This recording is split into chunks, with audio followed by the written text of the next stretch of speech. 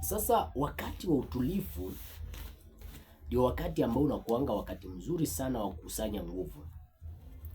Kumbuka kwenye kitabu cha Waefeso mlango wa 6 na mstari wa 13. Maandiko yanasema kwa hivyo toaeni silaha kwa sababu ya siku ya uovu. Kuna siku ambayo inakuanga imepangwa katika kalenda za kichawi, za kishetani, ya kwamba hizo siku uovu ukupate. Lakini pia Mungu anaweza akakupangia jambo fulani ambao ni zito likupate. Kwa mfano ukiangalia mtu kama Ayubu, kuna jambo ambalo lilimpata na si eti kwamba alikuwa amekosea. Sasa wakati wa utulivu unakuanga ni wakati mzuri sana wa kukusanya nguvu, wa kuomba sana, wa kumtafuta Mungu sana, ili kwamba ikija siku ya uovu ama siku baya upate kuishinda. Ndio maana ukisoma kwenye kitabu chako, kwenye Biblia yako, kile kitabu cha Mithali 24 na mstari wa 10, maandiko yasema mtu akizimia siku ya taabu nguvu zake huwa kidogo. Kumbe siku ya taabu sio rahisi sana mtu kuomba, kwa maana siku ya taabu nguvu zako zinakuanga kidogo, alafu moyo wako unakuanga umefurugika sana siku za taabu. Bwana Yesu asifiwe sana. Sasa ndio maana unaona Yesu siku ya taabu yake anasema roho hii radhi, lakini mwili wake ni dhaifu. Ilibidi malaika wakaja wakamtia nguvu. Ukisoma kwenye kile kitabu cha Luka mtakatifu 22 na mstari wa 43, Yesu anasema roho hii radhi, lakini mwili ni dhaifu. Kwa maana alikuwa katika siku zake za uovu. Maandiko yasema siku za taabu nguvu za mtu huwa zinakuwa chache. Kwa hivyo sio rahisi sana mtu akaomba wakati ule ambao ako katika taabu. Yesu alikuwa ameandaa spirit yake ikawa iko na nguvu. Ndio maana anasema kwamba roho hii radhi, lakini mwili ni mdhaifu. Alikuwa ameandaa spirit yake ikawa iko na nguvu ya kutosha ya kuendea msalaba, kuteseka kwa ajili ya ulimwengu, lakini mwili ukawa ni dhaifu, kwa sababu mwili hakuwa anaupea chakula, vitu kama hizo. Na ndio maana kuna umuhimu wakati ule ambapo kuna utulivu, ukawa mtu wa kumtafuta Mungu sana na kutafuta nguvu sana. Kwenye maisha kuna kuanga na nyakati mbili. Kuna miaka 7 ya shibe, alafu kuna miaka 7 ya njaa. Ile miaka ya shibe inakuanga ni vizuri ukakusanya nguvu sana, ili ukija wakati wa njaa ukuwa uko na uwezo wa kutosha wa kukabidhi ule wakati wa njaa. Maana siku ya taabu maandiko yasema ya kwamba nguvu za mtu huwa zinakuwa chache. Bwana Yesu asifiwe sana. Kuna watu kwenye Biblia ambao walishindwa na mabaya yakawapata kwa sababu wakati ule ambapo ulikuwa ni wakati wa kusanya nguvu, waliamua kurelax. Bwana Yesu asifiwe sana. Kwenye kile kitabu cha Luka mtakatifu 4 na mstari wa 13, Biblia yasema shetani akamwacha Yesu kwa muda. Baada ya kuwa Yesu amejaribiwa pale ambapo alikuwa jangwani, shetani alimwacha kwa muda.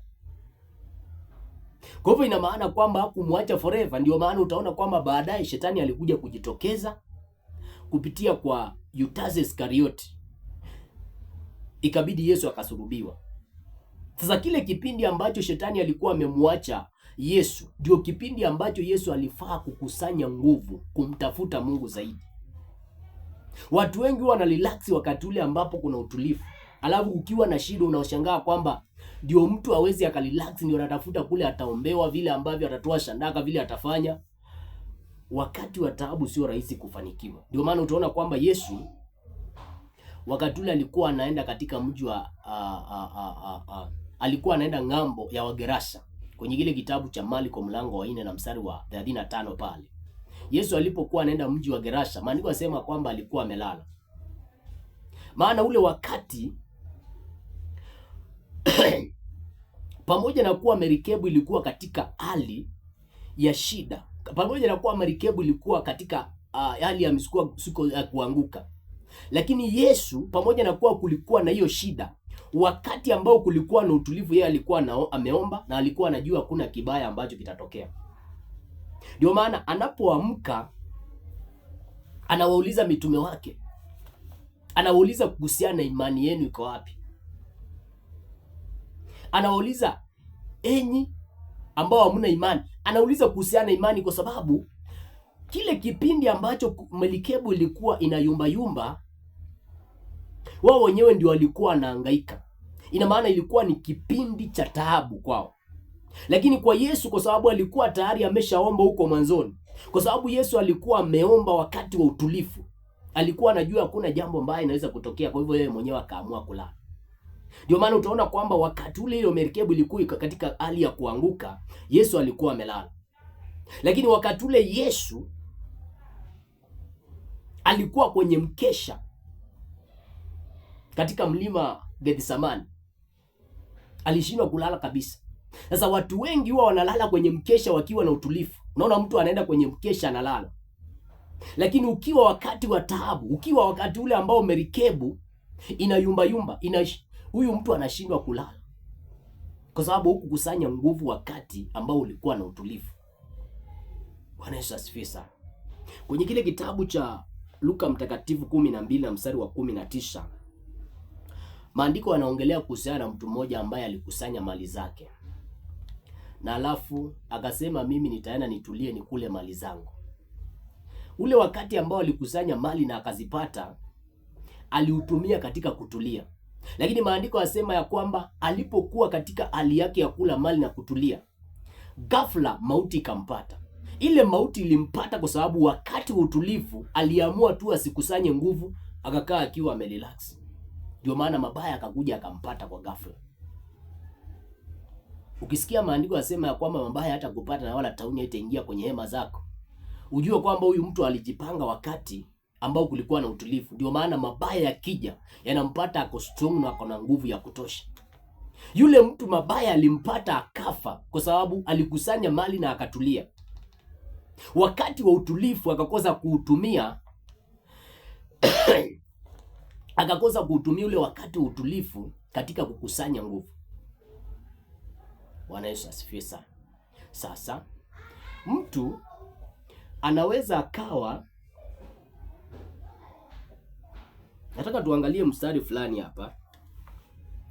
Mtu akizimia siku ya hatari, nguvu zake huwa kidogo. Mungu anaweza akawa katika yani Mungu anaweza akawa ako karibu na wewe sana, yani uwepo wa Bwana huko, lakini Mungu akashindwa kufanya chochote kwa maisha yako, kwa sababu akiangalia ile nguvu uko nayo ni tayari umeshakata tamaa. Ndio maana maandiko yasema ya kwamba Mungu yu karibu na waliofunjika moyo na waliombondeka moyo, kuwasaidia, kuwaponya. Mungu anaweza akawa ako karibu na wewe, lakini ushirikiano wako na nguvu ulio nazo ikawa haziwezi kumfanya akafanya kazi, ikawa wewe mwenyewe umekata tamaa. Ndio maana ukisoma kwenye kile kitabu cha Isaya mlango wa 40 mstari wa 31, maandiko yasema, bali wote wamngojao Bwana watapata nguvu mpya, watapaa juu kwa bawa kama tai, watapiga mbio wala hawatazimia. Yaani wanaomngoja Bwana, Mungu anawatia nguvu kwa sababu anataka ushirikiano kati ya huyu mtu na yeye. Na Mungu hawezi akawa na ushirikiano na wewe wakati ule nguvu zako ni chache. Ndio maana akija atakutia nguvu. Nimeelezea kuhusiana na nguvu tofauti tofauti, nikasema kuna nguvu ya elimu, kuna nguvu ya elimu, kuna nguvu ya pesa, kuna nguvu ya imani, alafu kuna nguvu ya kimamlaka. Bwana Yesu asifiwe sana. Lazima ukawa na nguvu ambao inahusika ili Mungu ashirikiane, iwe rahisi kushirikiana wewe na akufanyie kile ambacho unatakiwa kufanyiwa. Bwana Yesu asifiwe sana. Ndio maana Mungu akija anakutia nguvu. Akija, maandiko yasema kwenye kitabu cha Isaya 40 mstari wa 31 ya kwamba bali wote wamngojao Bwana watapata nguvu mpya. Kuna umuhimu wa kumngojea Bwana